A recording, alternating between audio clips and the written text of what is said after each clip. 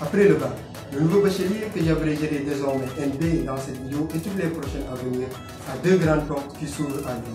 Et dans cette vidéo, je vais vous parler de ces deux grandes portes, leurs avantages et leurs inconvénients, afin de vous permettre de mieux voir, comprendre et savoir les utilités du baccalauréat. Alors, c'est parti.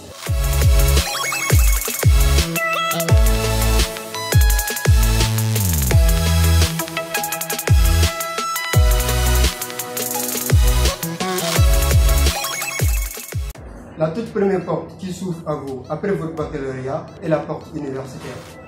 Les études universitaires ont la particularité, sauf en ce qui concerne la faculté de médecine et certaines institutions spécialisées, de ne pas préparer à des métiers précis, ni même à des professions ou carrières définies, mais à amener les étudiants à un bon niveau de culture générale dans les domaines tels que sciences, sciences éco, lettres, droit, etc.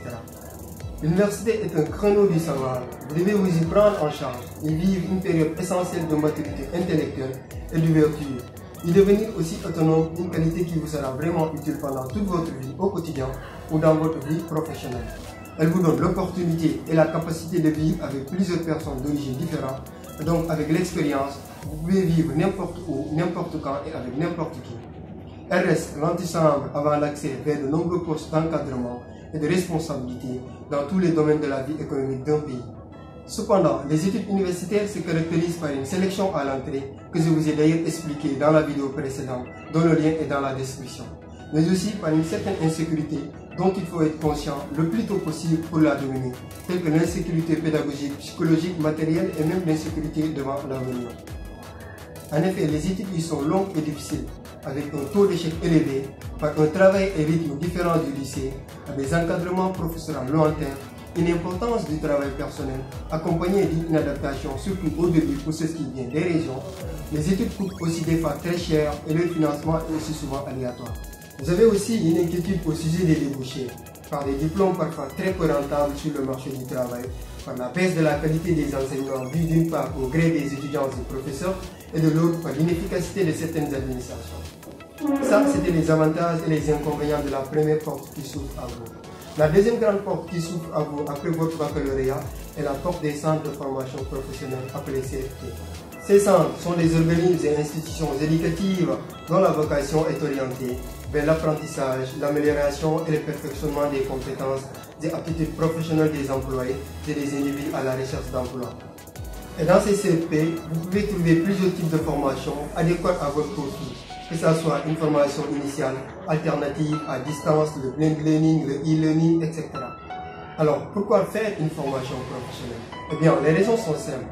Les FP vont vous permettre d'être acteurs de votre évolution professionnelle, mais aussi de faire évoluer vos savoirs et savoir-faire.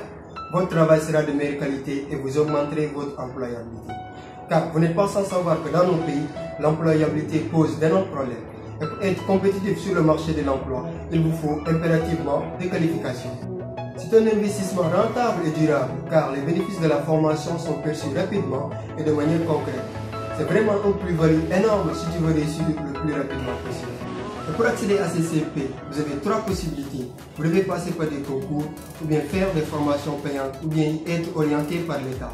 C'est le cas des ICEP et les BTS inclus dans les choix d'orientation de cette année. L'inconvénient avec les concours est qu'ils sont devenus très sélectifs et les frais de certains méritent réflexion. Concernant les formations payantes, elles sont de plus en plus chères et demandent de plus en plus importantes pour une population qui n'a vraiment pas les moyens suffisants.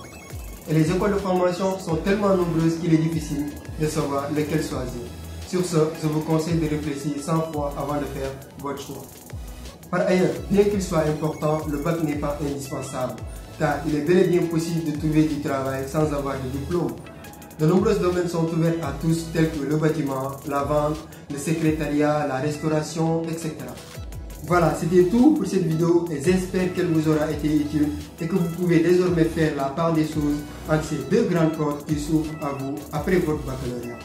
Alors, n'hésitez pas aussi à vous abonner si vous ne l'avez pas encore fait, à liker la vidéo et que vous soyez nouveau bachelier ou pas. Partagez-la pour que d'autres nouveaux bacheliers puissent en bénéficier davantage. Et moi, je vous dis à bientôt sur InLife.